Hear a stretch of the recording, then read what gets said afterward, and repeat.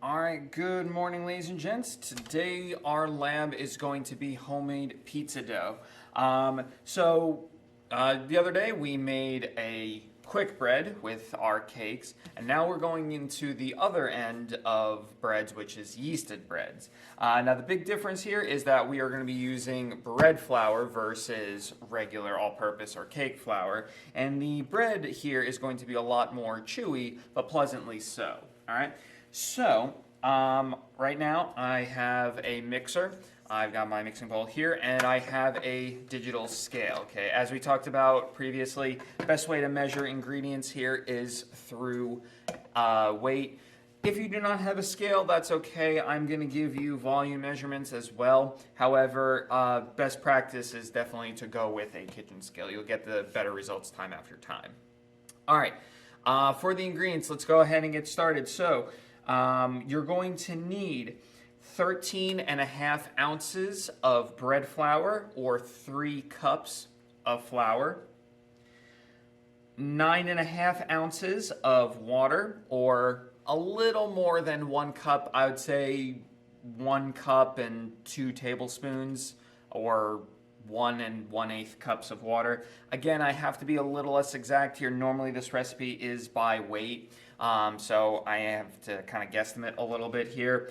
You're going to need 1.5 ounces of olive or vegetable oil. That's about 1/8 cup. You're going to need 3/4 of a teaspoon or 3/4 of a teaspoon of yeast. Now, it does not matter if you use active dry yeast or instant yeast that I've got here. There's a slight difference in how you're going to do this, but I'll explain that in a second. And then you're going to need 1 1/2 teaspoons of kosher salt. All right, so let me go ahead and get started.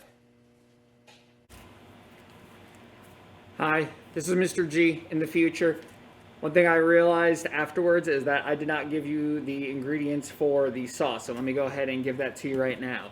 You're going to need, for the sauce, you're going to need 1 28-ounce can of whole peeled tomatoes. You're going to need a pinch or so of kosher salt, a pinch of sugar, a tablespoon of extra virgin olive oil if you have it. If not, go with just regular olive oil or vegetable oil. About a teaspoon or so of Italian seasoning or dried basil. That is for a red sauce, a Neapolitan sauce that we are going to be making, or you're going to be seeing later. As you can see, I actually already made it, hence why I realized my mistake here. But I'll show you how to do that a little bit later. As far as the toppings, you're going to need 8 to 10 ounces of mozzarella cheese. I definitely would recommend going with whole cheese here. You can go with pre-shredded stuff here. The problem with pre-shredded stuff with cheese is that the way they put it into the bag so that it doesn't clump in the bag is they toss it with cornstarch or potato starch. The problem with that is that it doesn't melt well. So if you make pizzas with it, it tends not to melt very nice and evenly. So you get this kind of powdery texture to it. So my recommendation is get whole cheese, shred it yourself. Yes, it is a little bit extra work, but it's definitely worth it. Finally, what else you're going to need is any toppings that you like. So some pepperoni, onions, mushrooms, whatever you like. And then finally, as far as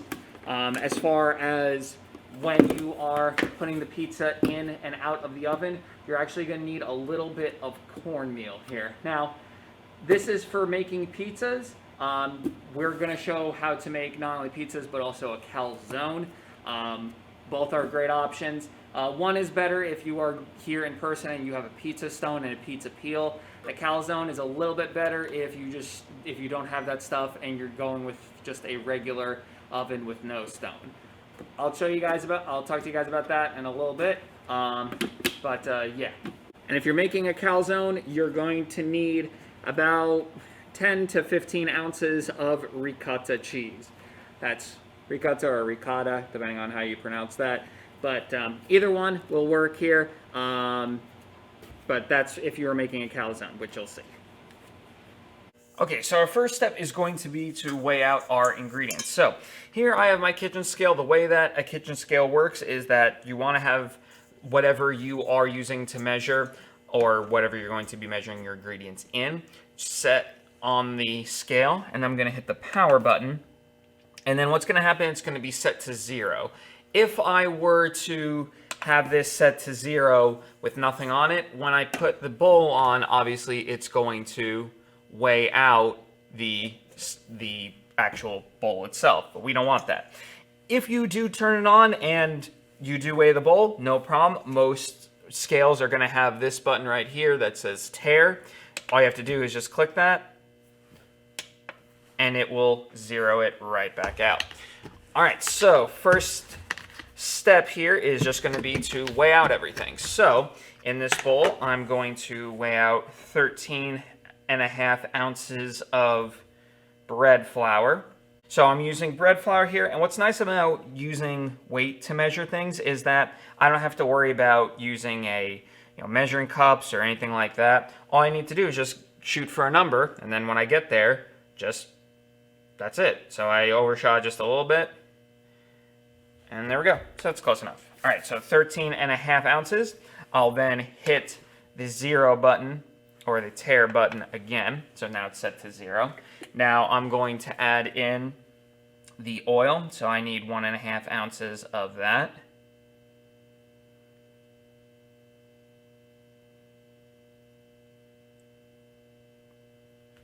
All right, there we go, close enough. Okay, and now I'm going to get my water. Okay, there we go. All right, now with the yeast here, if you are using rapid yeast or instant dry yeast, then you can just directly add it right into your, dough right here. However, if you are using a yeast that says active dry yeast, what you need to do is the water, instead of putting it into the bowl, just put that into a cup and then sprinkle the yeast into the water first. Let that dissolve for about like 5 minutes or so, then add it to your bowl. So this can be pitched into dough directly, whereas active dry yeast you need to let bloom in water first. Okay, so I'm going to add in the yeast here. So there's the yeast. All right, then I'm going to add in my salt. There we go. All right, so that's the first step here. Now I'm going to zoom the camera out, and I'm going to knead this on a stand mixer for about 5 to 6 minutes, okay? Now, the big difference between this and, say, cake is that a cake you don't want to overmix and create too much gluten. On the other hand, with pizza dough and bread doughs, you want to create as much gluten as possible to give the dough structure. So we're going to let this go for a couple of minutes here, and then we'll return back. Oh, by the way, I'm using a dough hook attachment. You can do this by hand. It's a lot tougher. You can do this on your countertop or in the bowl. You have to knead it with your hands for at least 10 minutes or so. It's a little less convenient, so if you have a mixer, I definitely would recommend it. Do not use a hand mixer, electric mixer that has the 2 little egg beaters. That'll just rip apart the dough. It's not what you want.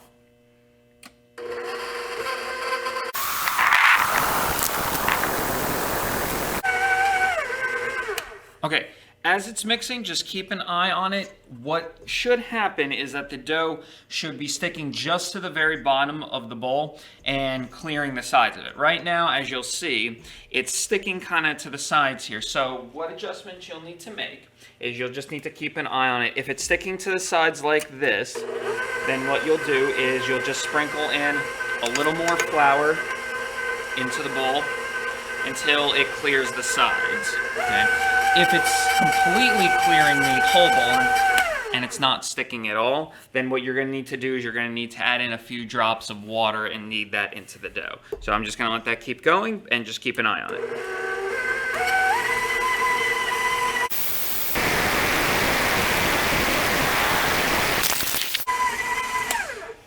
All right, so now what I'm going to do is I'm going to shape and form each individual dough ball here. So I'm going to take a sheet pan with just some parchment paper, just give that a spray with oil. And I'm going to just give the counter a very light dusting. Again, you have to kind of do this depending on what your dough feels like. The dough should be somewhat sticky so that you can form the dough ball here, but you obviously don't want it sticking so much that it's hard to work with. Okay, so I'm gonna get all the dough out of here.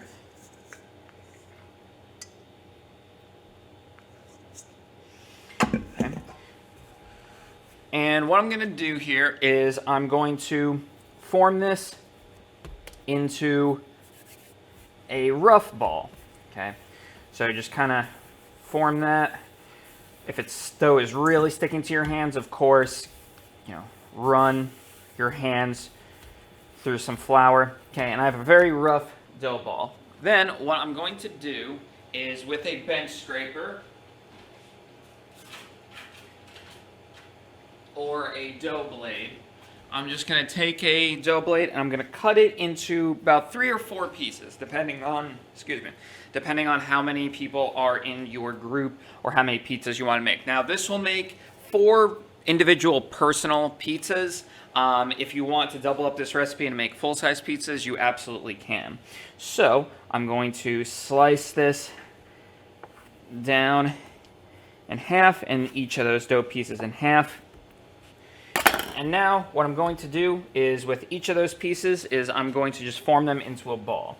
I'll keep a little flour on the side here just in case it's starting to really stick to my hand. And I'm just using my hand just with a cupping motion here.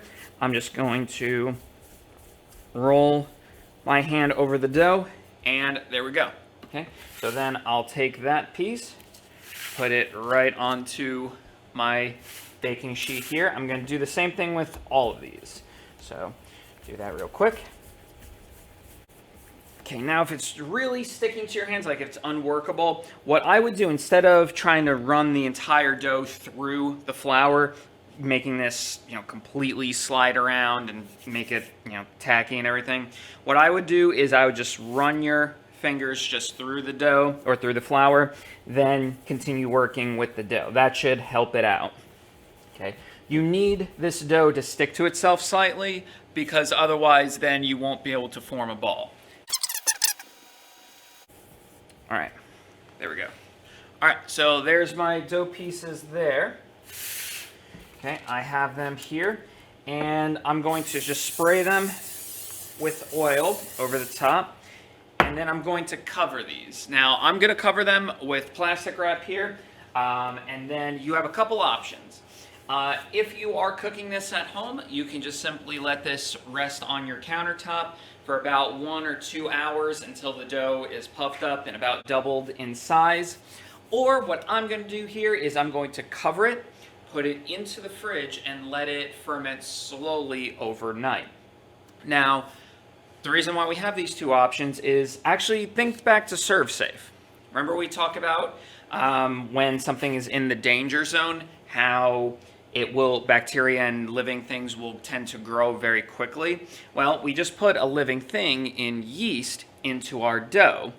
If we let it sit at room temperature, it's going to grow a lot more quickly. Now, for yeast, that's okay because it's not a harmful bacteria, so we're okay. However, if we put it into the fridge, bacteria, yeast, any living thing will grow much more slowly. Generally speaking, when it comes to yeast doughs, the slower you can allow fermentation to happen, the more flavorful your dough is. The more quickly you go, the less flavorful it is. So again, it's a trade-off. Do you go quickly or do you go slowly? If you go slowly, you get more flavor. If you go quickly, less flavor. Okay, but I'm going to cover this up and I'm going to put this in my fridge, and then next day we will go on to our next part of the recipe. All right, first thing you want to do is set your oven to 500 degrees or as hot as your oven can go. Now, every oven is a little bit different. Some ovens may not go that high, so if you're doing this at home, please be careful. Make sure there's nothing obviously in your oven. That may take a little bit of time to heat, but while we're doing that, we can take care of our pizzas.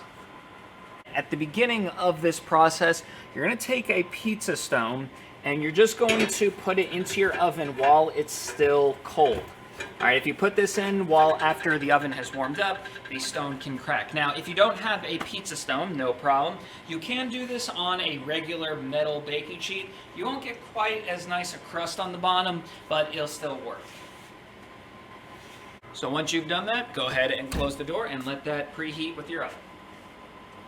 All right, now what we're going to do while we're waiting for the dough here is we're going to make a very quick Neapolitan-style tomato sauce. Now, you can use whatever jarred tomato sauce you like or the sauce tomate that we made in a previous lab. What I'm going to do here is I'm just going to take 1 can of whole peeled tomatoes here. Now, you do not want to use crushed or diced tomatoes here. Go with the whole stuff. And I have a bowl here set over that, a strainer. And what I'm just going to do is I'm just going to strain off the tomato juices there. Now I'm going to put the tomatoes back into the can. Set that to the side. By the way, this liquid, don't throw this away. This is really good for braising any sort of tough cut with. Make it a nice flavorful sauce. You can use that in stocks and everything just to kind of reinforce that savory tomato flavor. Okay, so what I'm going to do here is I'm going to take the tomatoes here and I'm just going to take a stick blender and just gently pulse this until I have a nice sauce here. Okay. If you don't have a stick blender, you can just use a regular blender, or if you don't have either, you can crush these by hand. Again, completely up to you. Use what you have available. Okay. To this, a Neapolitan style sauce is very, very simple. I'm going to add a little bit of just a pinch of either Italian seasoning or a little bit of dried basil here. Just a pinch of kosher salt.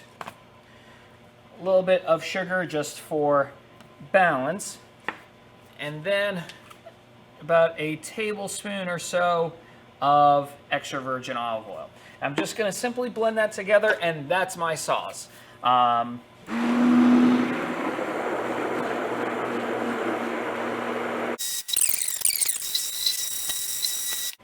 Okay, once you see that it's all blended and emulsified, just take a quick taste. Again, this is not going to be rich and deep and complex like, sauce tomate.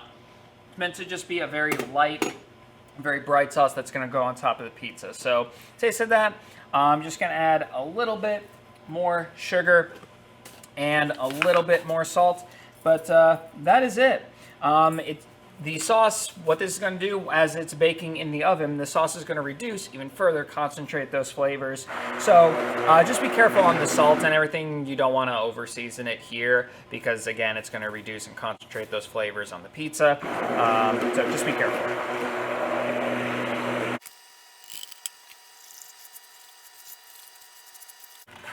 Now, this is an optional step. I'm just straining this through the same strainer here, just to strain out the tomato seeds and some of the larger bits of pulp here. Again, this is not necessary. You can just skip this completely and just use the sauce that you made in the can. I'm just taking it that step further, and then we'll be ready to go with our pizza.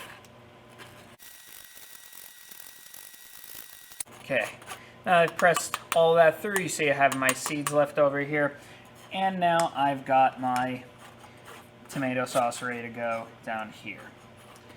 All right, so what I'm going to do now is I'm going to set that to the side.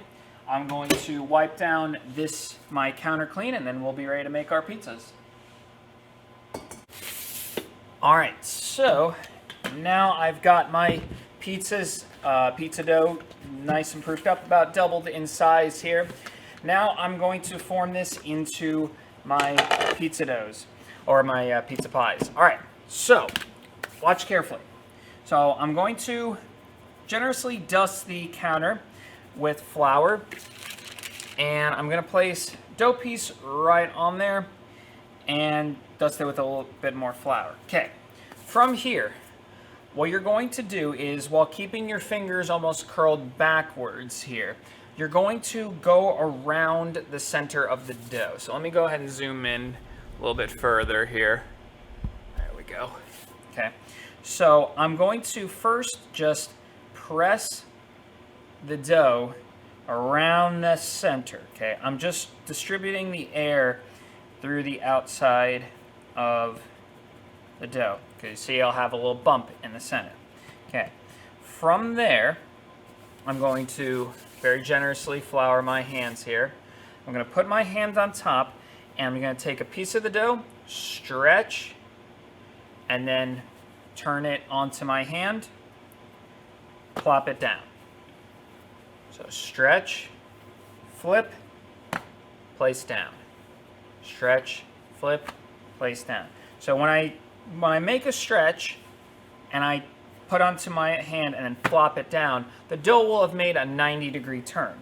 Okay, so again, placing my hand here, I'm going to stretch, and I just want to feel this out.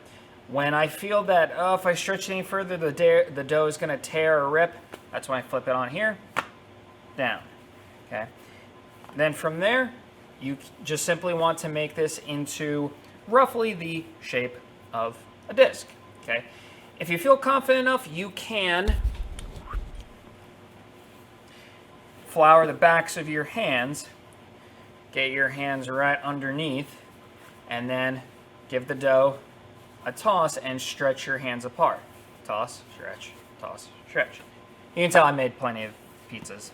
All right, once the dough is about the size that you want, you have either your pizza peel, or you can have a baking sheet that does not have a lip on it, that's just completely flat.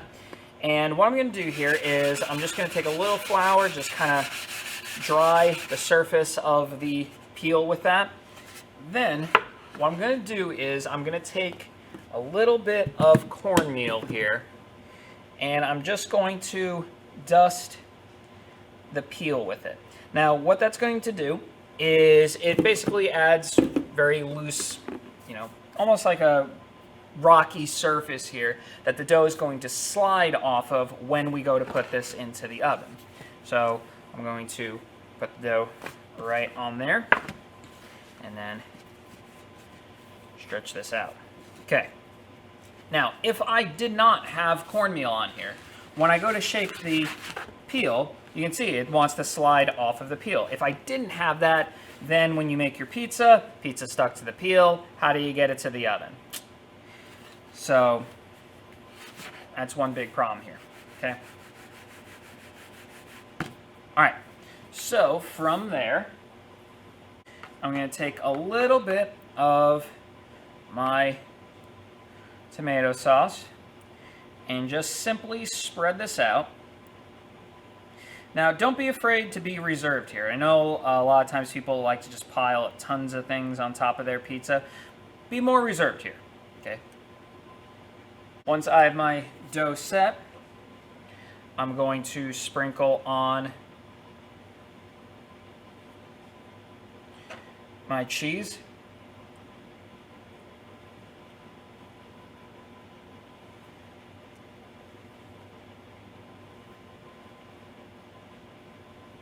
Okay, so I have some mozzarella cheese, and now I'm going to just grate on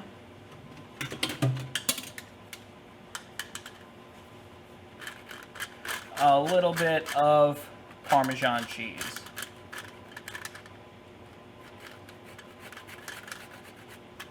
All right, from there, any other toppings that you want would go on at this point. What I would recommend is make sure that they are small and they are either pre-cooked or they are something that will cook quickly in the oven. All right, so now let me go ahead and switch over to the oven here to show you how you are going to do this. All right, now watch carefully. This is why we make sure that the pizza will come off the peel. Okay, you have to be confident with this. Okay, you're going to simply put the peel down right on the stone, and using your wrist, you're going to shake the pizza right off of the peel. Okay, so I'm going to put the peel down right on the stone, shake it to the very edge, and then I'll slowly pull back the peel. Close the door, And then I will set my oven or set my timer anywhere from 5 to 8 minutes, depending on your oven here. Okay. Keep an eye on it. Pizzas do cook very, very quickly. All right, so do not walk away here. But in a few minutes, we should have this ready to go.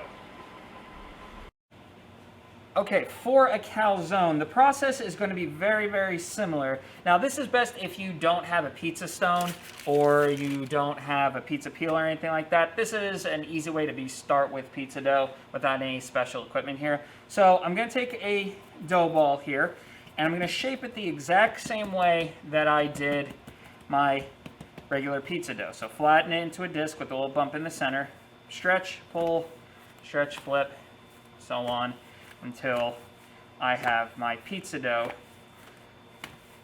about the same size as a regular disc.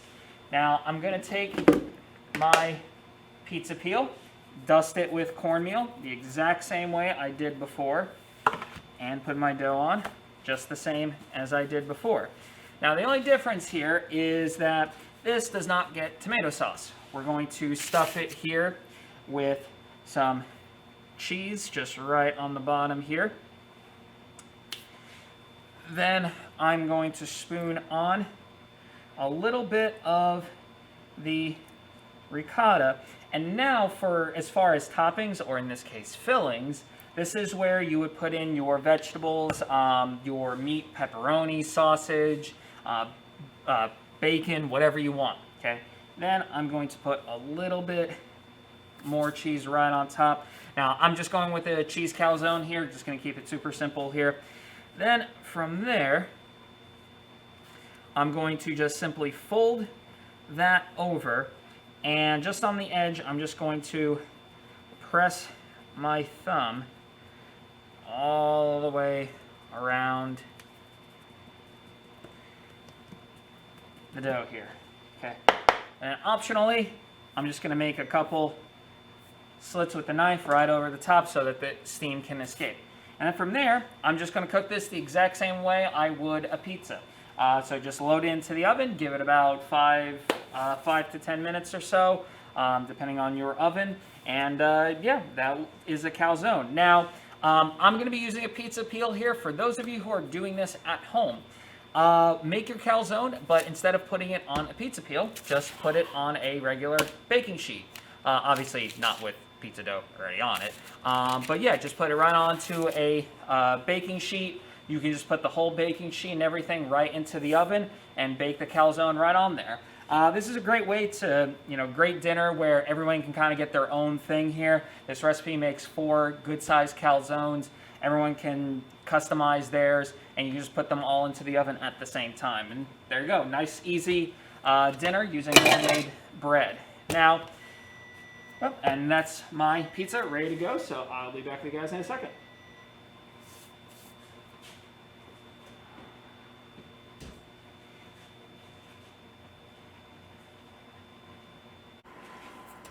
All right, now to get the pizza out of the oven, all I'm going to do is just simply slide my peel underneath and very confidently just kind of wedge the peel underneath. And there we have it. One New York style pizza ready to go. All right, I'm going to put this to the side and get my calzone loaded in. So pizza goes out, calzone right in. Again, set that for about 5 to 10 minutes. All right, and there's both of our products here. So as you can see, the big difference between cakes and bread is that we can work with bread a lot more with our hands. It's a lot tougher. Oops, sorry, let me shut off the dishwasher just for a second. But you're gonna create a product that is a lot more chewy, but pleasantly so. So after these are done baking, let them cool for about 5 to 10 minutes or so, so that you can slice them, especially the calzone here. You don't wanna burn your mouth off. But that is our yeasted breads. So we had quick breads, now yeasted breads. So if you have any questions for me, of course, just let me know. But that is it for today. As far as the calzone, I would recommend serving it with your sauce. So there you go. That is it for today. Of course, if you have any questions, please let me know.